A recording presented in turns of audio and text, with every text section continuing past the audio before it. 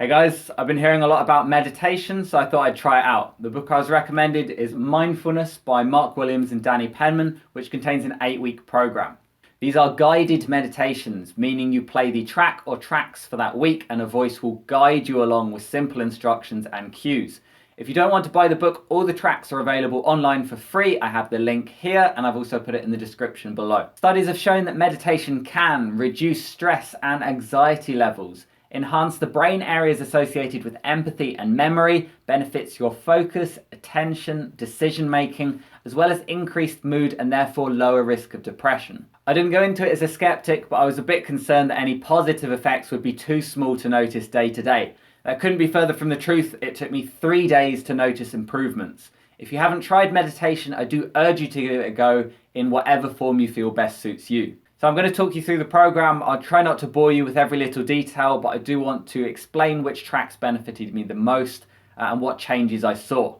I'm going to talk a bit more about the first few weeks and then some of the later ones I'm just going to whiz through. I'll also put all the tasks up on screen because I don't talk about every single bit, and then you can pause and read those if you need to.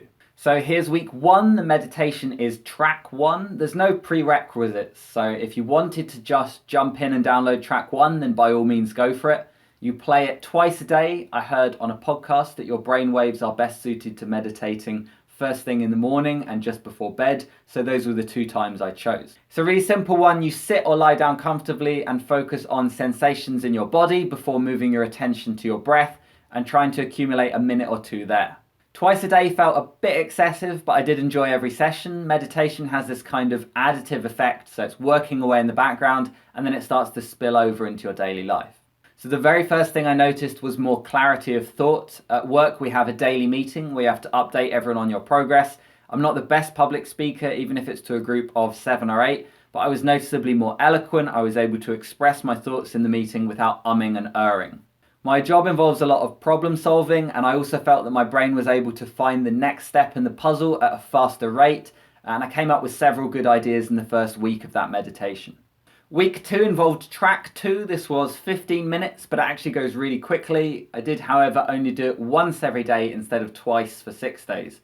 You check in with each body part for 10 or 15 seconds, then you have to release your attention before moving on.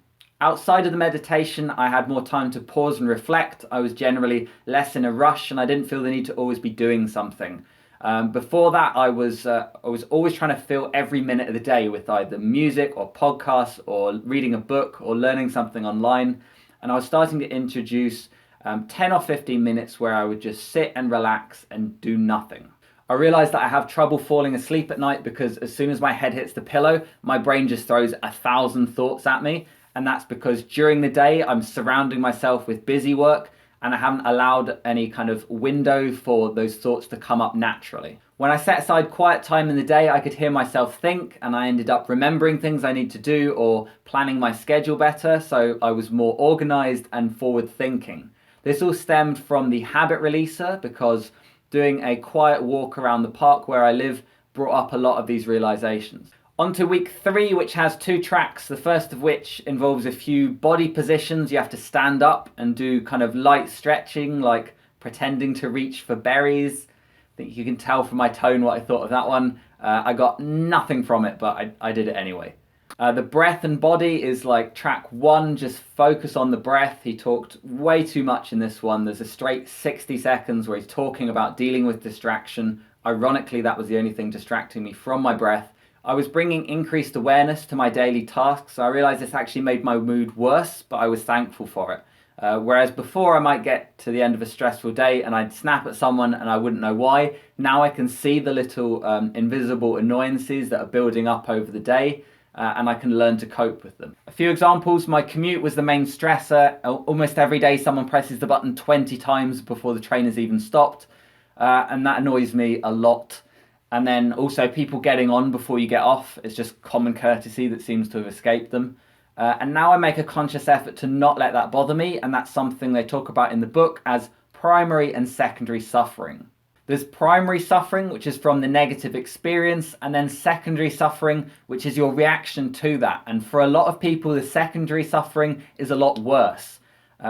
Someone pressing a button is not that annoying objectively. but subjectively, it annoys the hell out of me and I'm going to be pissed off for the next 15 minutes. So after meditation, I realized that I can almost step out of my body and observe myself, like see my thoughts as they're coming up. And I can make a conscious effort to not let that bother me, because objectively, it's just someone pressing a button. Week 6 was great, back to basics with track 1, and then track 7 was all about empathy, something I'd like to have more of. You had to wish that you yourself were healthy and happy, free from suffering, and had ease of being. And then you repeated that for a loved one, a stranger, and then someone that you don't get on with. It was a very pleasant experience to think of others and wish them well, in particular the stranger. I chose my neighbour and then several of the people I see a lot at the local shop. And it was fulfilling to dedicate several minutes to genuinely hoping that they're happy and that all is well with them. Week 7 involved a track you liked and one you felt did nothing for you. No, I did not pick more berries. I chose the sound and thoughts meditation, but it was no better second time round. My house is really quiet. All I really hear when I do it is the whir of my laptop and the tick of my watch, so maybe that's why I'm not getting much out of it. You also had to clear your mind and wait for thoughts to appear, but most of the time my mind was genuinely a complete blank. You should never underestimate the ability of a man to be thinking completely nothing. In week 8, they invited you to come up with your own routine however you see fit. The idea is for it to be something you tweak and eventually adopt permanently. I'll be honest, I didn't fare very well, but it was a super busy week at work, and since then I'm getting it going again.